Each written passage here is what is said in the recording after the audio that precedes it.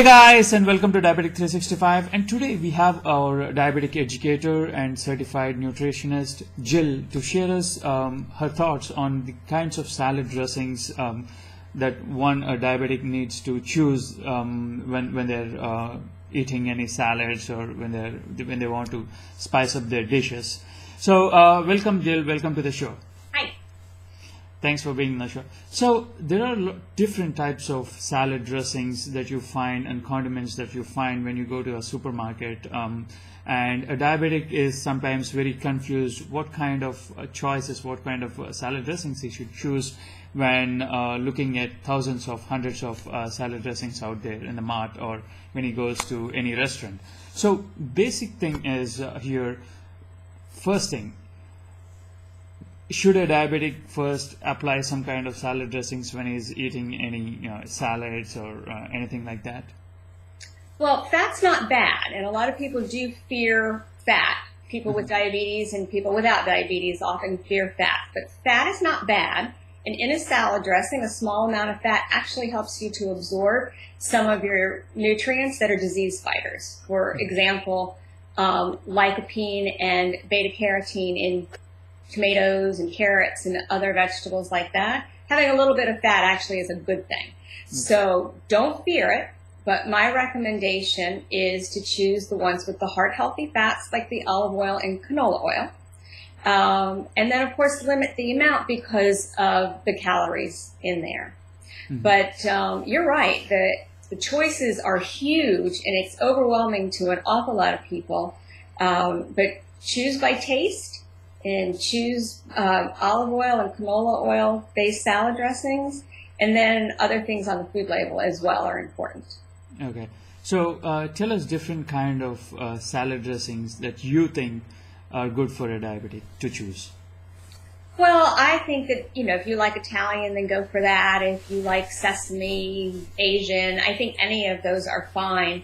But turn over the ingredients label and look, is it mostly olive oil or canola oil? That's definitely my choice because people with diabetes are at very high risk for heart disease, as are all Americans. So when you're going for the fat, go for those heart-healthy ones. And then I would start to think about the quantity. So I wouldn't use more than a couple tablespoons of salad dressing.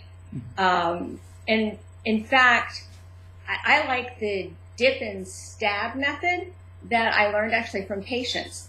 So I would measure out 2 tablespoons. This is the recommendation, to measure out 2 tablespoons of salad dressing, and then dip your dip the tines of your fork into the salad dressing, and then stab the lettuce. That way you have just a taste of the dressing for every bite. If you did it the other way around, if you stabbed the lettuce and then dipped it into the dressing, you would have an awful lot more dressing than if you did it the other way around, the dip and stab. So here's one more thing. Many people try to, in the literature says that vinegar is also good for a diabetic. So what about any salad dressings that contains good amount of vinegar?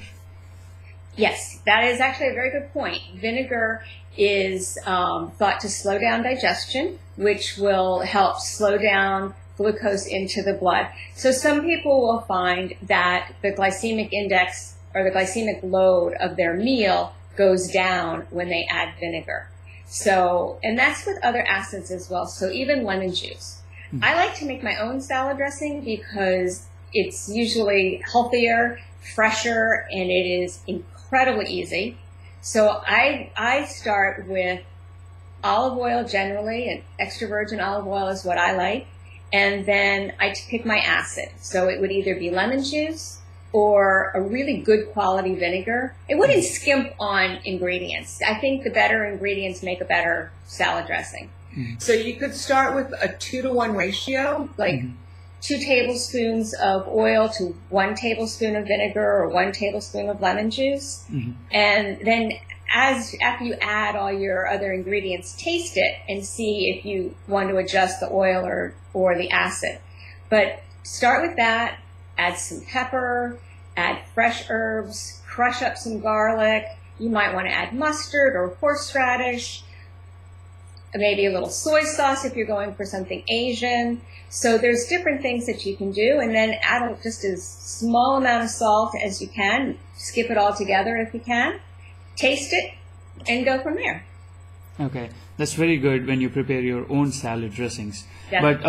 But when you buy something from the store out there, there is quite an amount of chance that I've read that these salad dressings, when you add up to your salad, sometimes kind of changes your glycemic index or glycemic load of this whole salad. Is that true? Well, I would think that anytime you add something, you're changing the glycemic load. Anything is going to change the glycemic load. And So- like people add the stuff and they think this like I'm eating everything good, but why still it doesn't show the correct results on my blood sugar? So Well, look to see how much sugar is in the salad dressing. Some of them will have sugars in them. Some will have high fructose corn syrup in them. Some have honey in them, various things. So I would look at that and make sure you count that as part of your total carbohydrate that you get for that meal. Salad dressing, though, could actually lower the blood glucose, as we said, because of the vinegar or the acid sometimes does that. A lot of this is trial and error. You need to try it out and see how it works. And that's hard to do because you have to do it more than once to get a picture of what's going on. exactly. So if you want to know how a certain meal affects you, you really probably need to try it out at least twice to see, because there's just too many variabilities.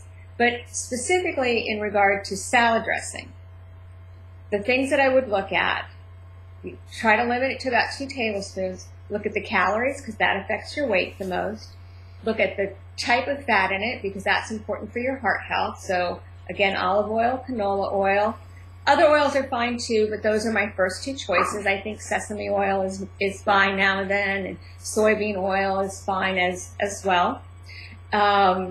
Look at how much carbohydrate is in there because that has a direct effect on your blood glucose. And then the amount of sodium. Some of them are going to be just crazy high in sodium. Not just a couple hundred milligrams, but several hundred milligrams. And that needs to be taken into consideration too. That's why I really just prefer make my own. And you make it in a matter of like 2 or 3 minutes. Exactly. And as long as you have those ingredients, just crush up some garlic and throw some herbs in there and you have something. Exactly. Yes, that's. I mean, making your own salad is always better and a healthy choice too. And thank you so much for being on the show and sharing your thoughts on salad dressing for diabetics. And it's a great information.